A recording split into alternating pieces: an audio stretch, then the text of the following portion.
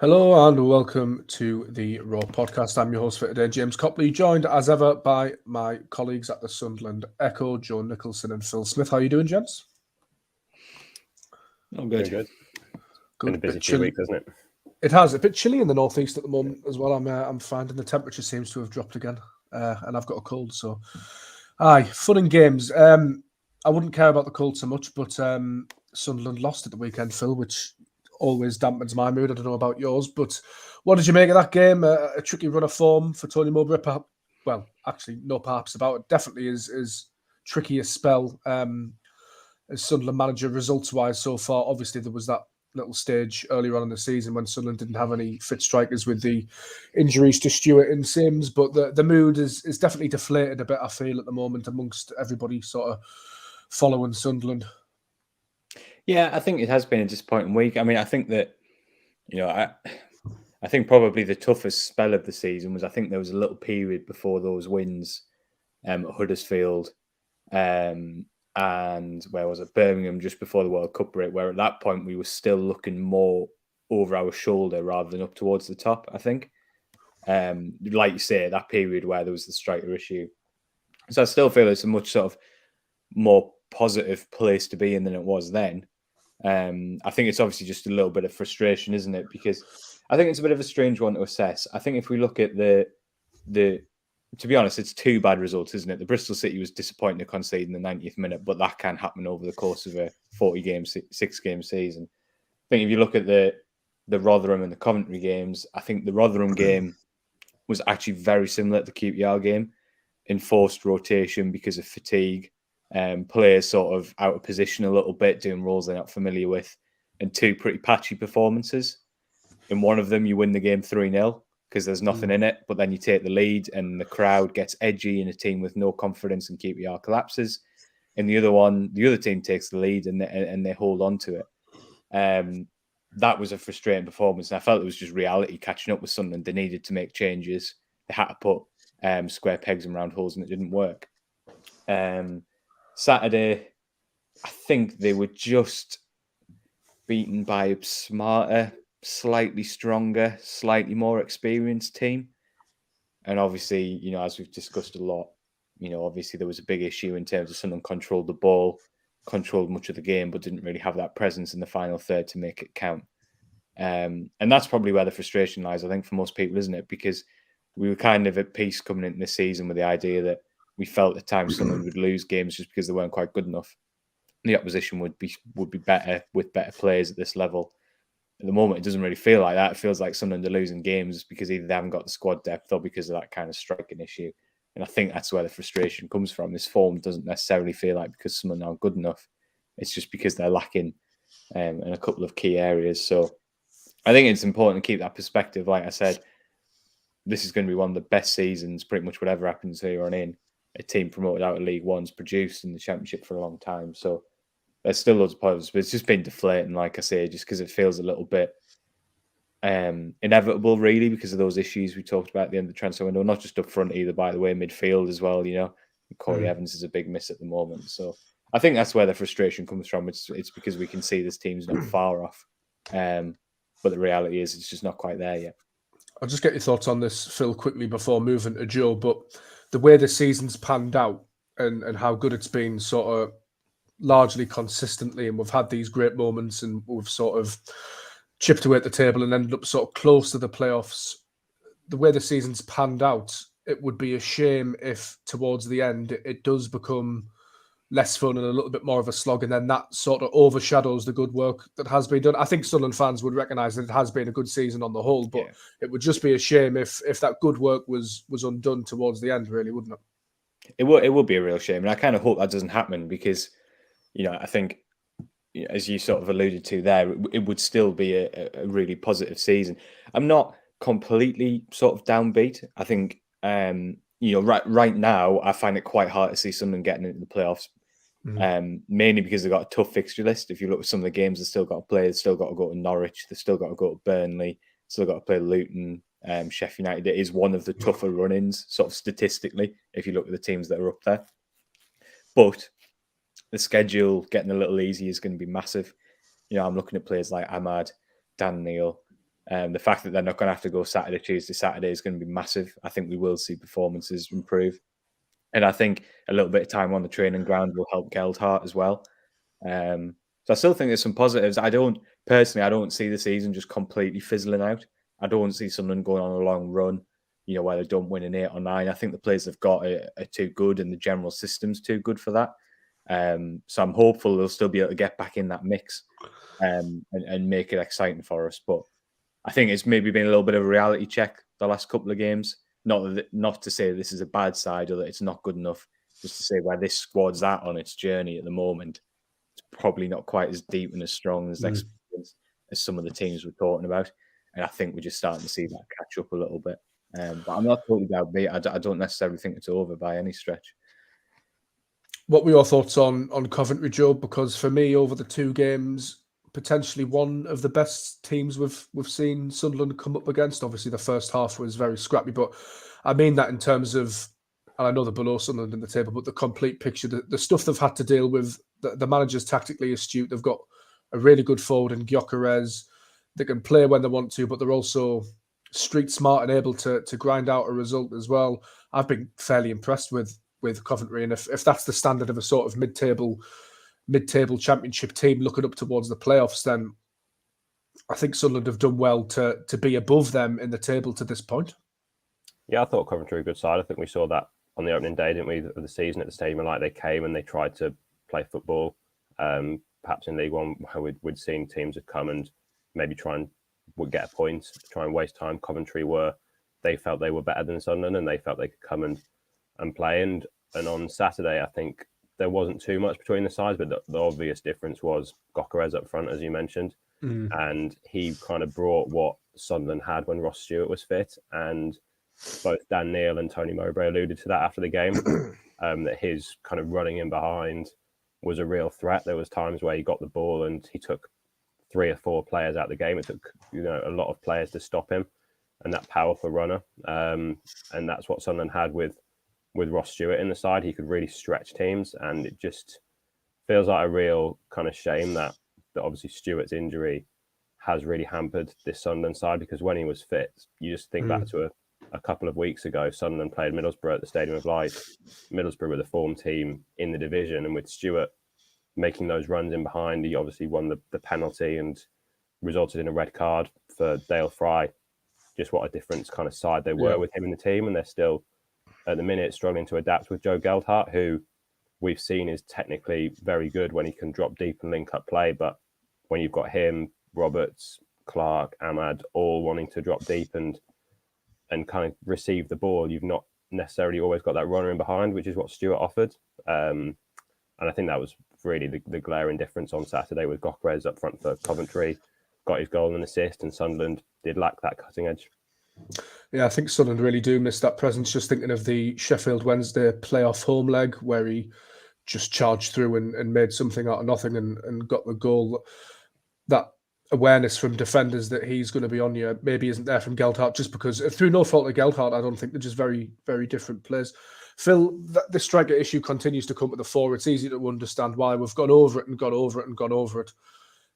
So we'll go over it some more. But the quote that people are banding around and is surfacing at the moment is Christian Speakman saying after January that the way Sunderland play isn't with a prevalent number 9. It's one quote of a rather large explanation. Can you understand? Because you spoke to him as well for the Sunderland Echo. Can you understand what he's trying to say, or is it really a bit of a gaff, or are we sort of misinterpreting that?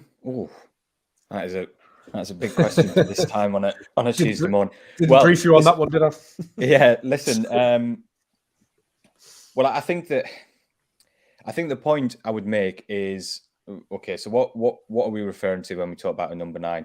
What Christian Speakman is referring to then, and this is trying to put the context on it, this isn't me defending or whatever, it's just trying to explain what I think he was driving at. What he was talking about was a big target man, back to goal, play the ball into him from the back, drop it in for second balls, win headers.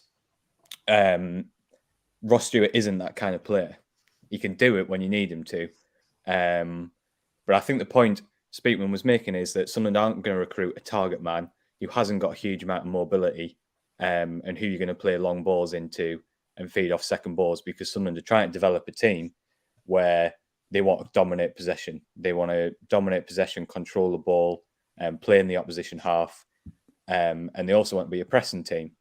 So what they didn't want to do was lumber themselves with a long-term contract for a player who doesn't develop the long-term style. Because if you buy midfielders, wingers who want to cut inside and play little 1-2s, that big target man isn't necessarily going to fit. Now, does that mean that Sunderland don't play with a number 9? And this is maybe where the quote sort of wasn't the best one. Well, of course they play with a number 9, but Ross Stewart isn't that traditional target man. And for me, what Sunderland really, really miss at the moment with two things: it's not a target man to play up for a defender to play a long ball into. It's someone who stretches the opposition defence, and it's someone who can get between the 6-yard box for those crosses. And for me at the moment, I completely agree with fans who are really frustrated, because it's obvious that Sunderland are missing that player. When they get the ball in the wide areas, they haven't got what Stewart does, which is he attacks that 6-yard box, he makes that run across the front post, and he gives them an outlet. And what he also does is he can turn the opposition defence. I feel like at the moment, the opposition defence can get a little bit higher up the pitch because Sunderland haven't got that player who's going to spin in behind.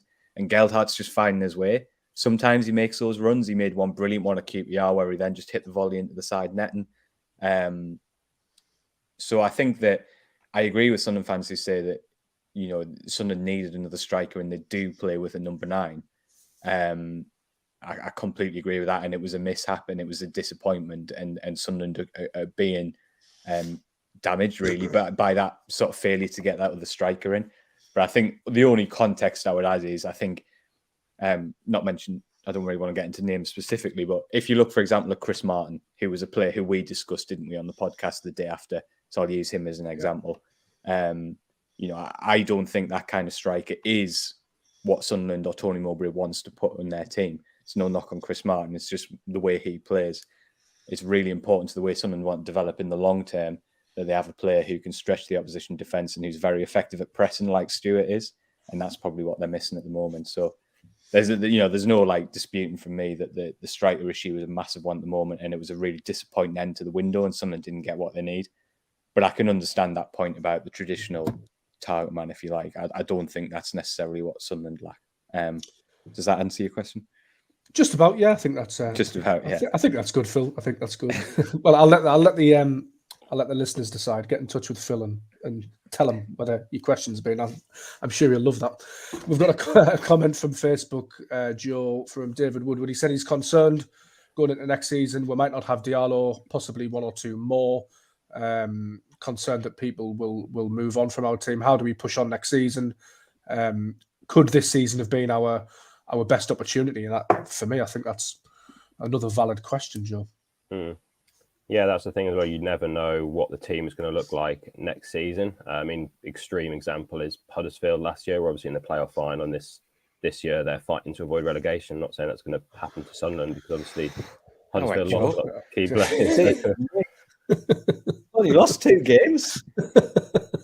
just trying to say how seasons can be very different. But yeah. I think with Sunderland, they've obviously got a very good platform there, haven't they? They've got a lot of young players. I think looking at the side that finished against Rotherham the other night, I think the average age was 21. So it shows, and they're in a position now where they're not going to get relegated. So you can blood in players like Abdullah Bar, like Isaac Bahaji, players that have come in, get them some more game time, and then they can be ready for next season or the season after. The concern is, as kind of the comment was alluding to, you're probably not going to have Ahmad next season. We're still not sure what the situation is with Ross Stewart. So obviously, there could be interest in him when he comes back from his injury. And they were kind of Sunderland's 2 best attacking players.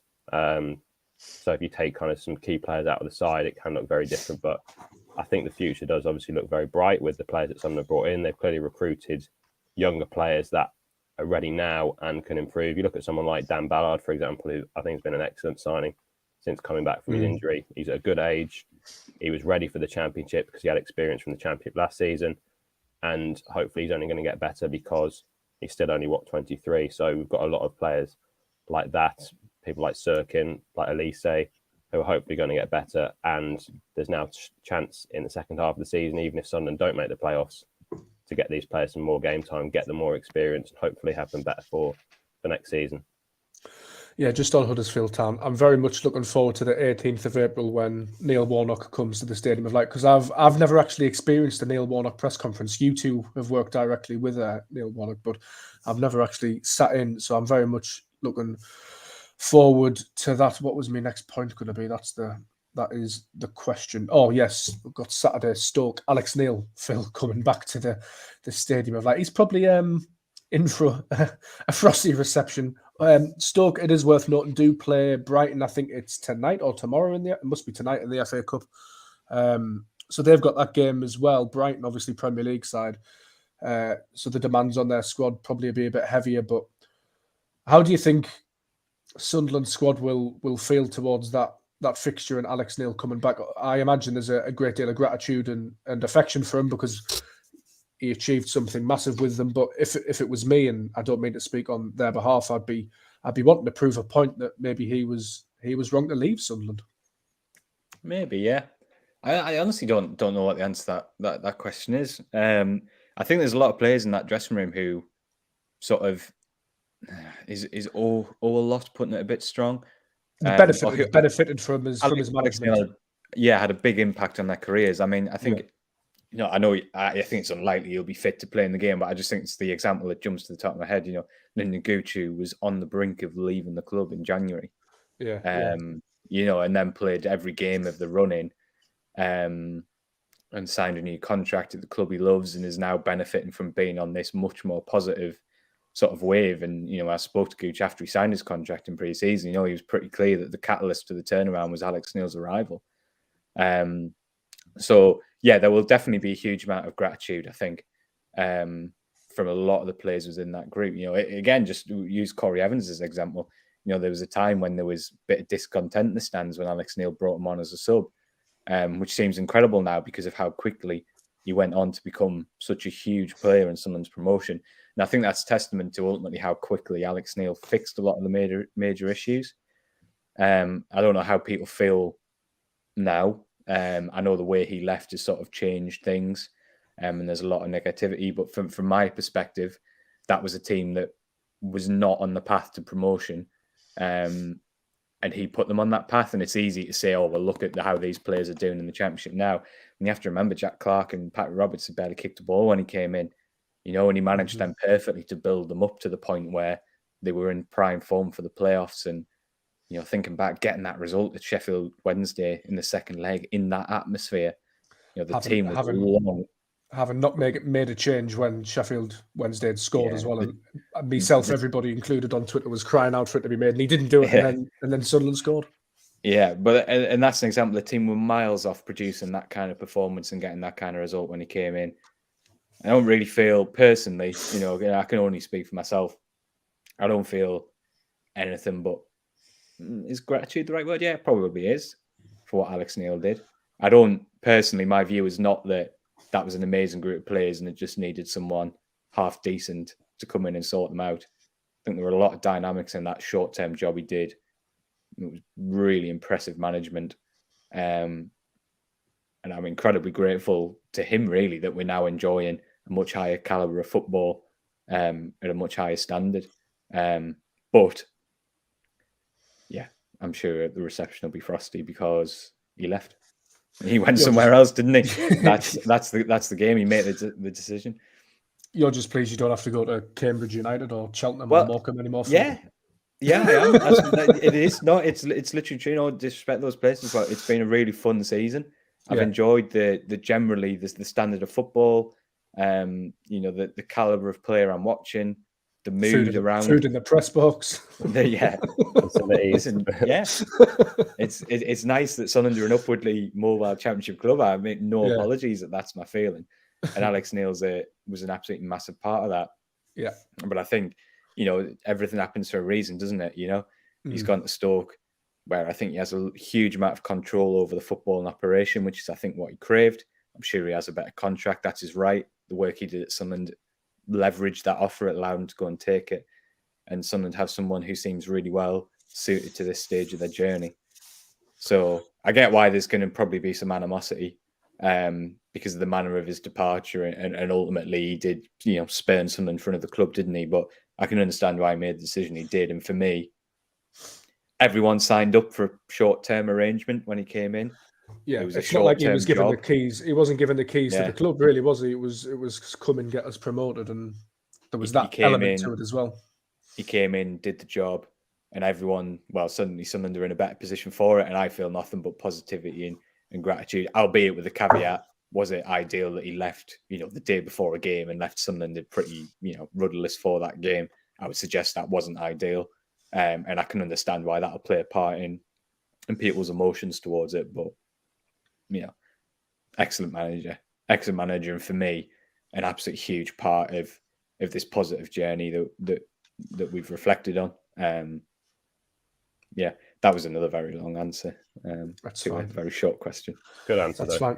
Yeah, it was a good answer. We're all about long answers on the roll. Joe, where do you sit on this Alex Neil debate that seems to have cropped up amongst the fan base? Because there's we'll call it the Phil Smith view, where Alex Neil was an integral part and he was the main catalyst behind Sunderland getting promoted from League One at the fourth time of asking. But others have said because the team have done so well that he had the likes of Danny Barth there, Clark was there, Roberts was there, Stewart was there, and it was more to do with the players and, with the greatest of respect to him, how poor Lee Johnson was defensively. I tend to think that promotion wouldn't have happened without Alex Neil, to be honest. The in-game tactical decisions, the system he managed to craft, the confidence he managed to instill in the players, the clear roles he was able to give them. Yes, the raw materials were there, but people point towards Danny Barty. He was part of a side that conceded 6 away to Bolton. So yeah, it's disappointing the way he left, as Phil mentions, but I tend to think that we wouldn't have gone up without him. Yeah, no, I agree. And I think you just got to remember where the club were when he came in. They'd obviously had that heavy defeat at Bolton. They'd had the 2 games where they were pretty much rudderless. They lost to Doncaster, didn't they? And then they had the defeat at Cheltenham. The team was, pretty much rock bottom when he came in. It was such a tough job to turn it around.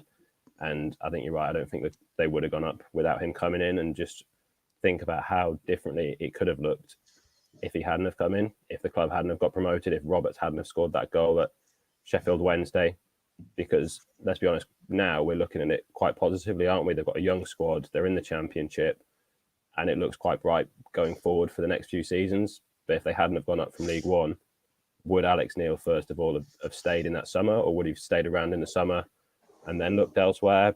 Would Ross Stewart have moved on? Would other key players have moved on? You just don't know. And it potentially was a real sliding doors moment. They could have built again and gone again and been one of us, kind of had another push for promotion this season. But as we saw over the past few years, it's very difficult to get out of League One. So the job he did was an incredible job, really, when he came in. And how many games did he lose? I think he lost 1 in the season that when he came in. Then they lost 1 away at Sheffield United in the Championship. So only 1 game. It was like 1 game in 18 or something when he came in and got them promoted. So it was an incredible job from a team that was so low on confidence and really struggling to get them up. And now we're looking at it. Tony Mowbray's come in, looks like a pretty good fit. But that wouldn't have happened if they hadn't got promoted last season. Indeed. Yeah, just one more point I want to make, actually, because Joe referred to it there, and I think it's a really good one. The emotional management was outstanding. The way he handled the emotions of such a big club in such a... you think of all the acrimony and the anxiety and the tension. If you think about where the mood was when he came in to where it was going into that game at Wembley, which was calm, confident but not overconfident, a little bit of a swagger but not arrogance, belief. That was unbelievable to manage the emotions of a club at such a low ebb, with everything that comes with being in Sunderland in League One, to get the fans and the players and everyone into the mood they were before that Wembley final. That's another big part of what we're saying. Not everyone could have done that. Not every coach could have just done that. His strategy and the way he managed the expectation and the emotion was absolutely second to none. Sometimes it meant being a little bit mean to journalists, which is never, but you got to do what you got to do. And now I'm enjoying my championship press boxes. So Alex, all is forgiven. You paid well enough, Phil. You are paid well enough. I actually, I actually think on that point, Phil, just to go a bit further, I don't think there's many people that could have. He wasn't at loggerheads with the fan base and didn't take on the fan base, but I certainly felt at times there was an element of him reframing expectations or just, sort of setting about his authority. This is the way things are going to go. This is the way things are going to happen. And he wasn't really scared to lay down the law, for want of a better word for me. And I don't think with Sunderland fans, I don't think there's a lot of people that could come in and speak with that authority. No, he got that respect, didn't he? Because he got the balance right. That's what I mean. And that was the emotional management. It was really, really impressive. And the other thing I would say as well is I'm not trying to sort of. I do think there's an argument that Sunderland Mowbray might be better suited to the job now than Alex Neil is. Yeah. The football during that run to the playoff final was not sparkling. If you think about some of those games where it needed a late winner at home to Gillingham, at home to Shrewsbury. Now, there's a lot of caveats to that. Alex Neil would tell you we put the defence first because that was where the biggest issue was. He didn't have much training time. It's not a criticism, but I just think Mowbray's style is really well suited to these groups of players. If you think that Roberts wasn't in the team at the start of the season, fair enough, the team was going pretty well, but you get my point. And also, certainly, would Alex Neil have been as calm in public as Tony Mowbray has been about not having a fight for large sections? I suggest not. It's hypothetical. We can't say for sure. I think he might have been a little spikier about the situation. And is that kind of worked last year, but is that sustainable to just have a conflict all the time? I suspect probably not. So, I don't think anyone's ended up in a bad scenario necessarily. And for me, I don't really see any need for animosity because it was a short-term job. Like everyone improved off the back of that union that came from let's be honest, a bit of a messy place, I think. So it's interesting. Not everybody will say that the same way though, and that's fine. No, they're not. It's a great debate, isn't it? And that's why however many months on, it's still creating such a buzz. It's such a long debate because it is fascinating. It is absolutely fascinating. I think maybe what we can say is, for me, that shows how highly Alex Neil was rated, because you don't have these debates this time after about someone who didn't really make much of an impact and you don't really care about, do you? There's a reason we're having this discussion, and that to me underlines how big a figure he was in Sunderland's recent history. He's the one that got away. Possibly. Yeah, but then also it's like it's self-deprecation after that, isn't it? Though, is that you don't want to admit that he's the one that he's got away. Everything that's come after him is better, but he's still the one that's kind of got away. That's kind of my point, because maybe he wasn't the one got away. Maybe it's kind of okay where things have ended up. Yeah. That was kind of my point. I don't think it has been a disastrous scenario for the club, but I don't think that should take away from what he did to get us to this point. I guess is the point I would make. I see the argument that Sunderland fans feel pretty upbeat about where the club is. I also don't think. Personally, I don't think that should lead to revisionism that meant that he didn't do a particularly good job in the first place. I don't agree. I think he did an amazing job at a certain stage of Sunderland's journey, which for me, for me, that deserves a lot of respect. But that's just my opinion. I think that, that sort of revisionism has come to the fore as well, just because Stoke have been so inconsistent under him. I think the green shoots of recovery are there, but it seemed to have got worse before it gets better. I could talk about this all day, but my last final quick point and question to both of you, we'll start with Phil, is that I've been reading Alex Neil's comments quite closely, as you do when he's the former manager of the club that you support and cover. But at the moment and recently, in terms of transfers and structures and models and stuff, he doesn't sound that far off where Christian Speakman is. He was talking about Brighton and Tony Bloom ahead of their coming together in the FA Cup, and it's just interesting, that isn't it? That one of the main reasons that we speculated and that came out was that he might not have been necessarily happy with the structure and control, but now he's sort of in the press, sort of discussing that and championing that and wanting Stoke to have a few more structures in place. But it's the control is the key word, isn't it? Yeah. I genuinely don't necessarily think he disagrees with fundamentally what Sunderland were doing. Not at all. I think anyone can see that if you're outside the top 6 in the Premier League, that's the way you have to do it. There's literally no other way to do it. You can't, unless you get taken over by, a state. an oligarch or a state. Or there's literally no other way to do it. I think Alex Neil can see that, but is the difference not that he's in total control of that model at Stoke? I mean, I don't know. We'll never know for sure, but that's what I suspect the difference is.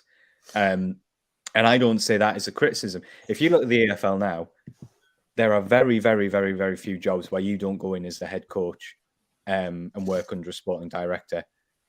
Fair play to Alex Neil. He managed to get the job at one of the very, very, very, very few clubs where the owner still allows the manager to have that level of control over the football and operation. Doesn't happen, he saw that opportunity and he wanted to take it and he took it.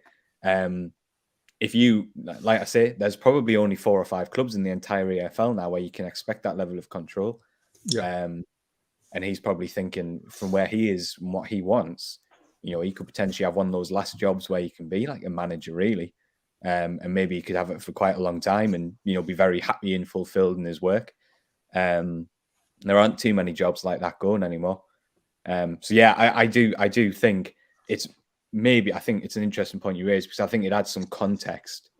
It's not necessarily about signing young players. It's not necessarily about the model, inverted commas. We still need to find another word. We do really need. Someone needs to get the thesaurus out or something. Any suggestions, hit us up on Twitter for an alternative word for the model, please God, for everyone in Sunderland's sake. But I think it just adds that context. It's not necessarily, I think the big thing is, I'm sure the contract's better and I'm sure that's a factor. But I think for me, it is control. He has control within that structure, which he clearly doesn't have any major issues with. But we'll never know for sure because he'll get asked and he won't really answer it. And then he'll get asked again and he'll give us a slightly scary stare. And then we'll ask again and we'll not really get anywhere. Yeah. So that's a ridiculous thing to say. Yeah. He really does set my anxiety on edge, Alex Neil, when I was sat there and I wasn't even the one answering. I wasn't even the one asking a question. I was just nervous on other people's behalf. Listen, you always got good insight. You always got. We're overplaying that because it's funny, but you always got really good insight. You always got really, really good insight. Eventually, it was. I mean, I say anxiety with sort of the best will in the world. It was gripping, really. It was sort of you were hanging on every word. I listened to what Tony Mowbray says, and Tony Mowbray probably be the first to admit this, but. And I love listening to Tony Mowbray speak, but he talks a lot and sometimes you maybe drift in and out and all of that. But Alex Neil, because of the time of the season it was as well, it was like you were just listening to everything. Joe, I'll leave you to have the final word. Will you be asking Alex Neil a question on Saturday? And what will it be? Well, Phil's usually the one that deals with managers and I'll speak to the players. So we'll leave it like that. Hopefully not. Why did you leave me, Alex? That's what I'm asking. Why did you leave me? What did I do? Phil was eyeing the Tottenham Hotspur Stadium away in the Emirates. That's his problem. Yeah. We have gone live on Facebook and Twitter. There was a few comments we haven't got to. Perhaps we'll do a sort of fan-led podcast at some point again soon. But thanks to the likes of Michael Bowers, SCFC, Exile, Mackham, and the rest for getting in touch on Facebook and Twitter. This podcast will also be available in all podcast places. And you can head over to the Sunderland Echo website for all the latest on Sunderland's upcoming game against Stoke City. And once again, thank you very much for listening.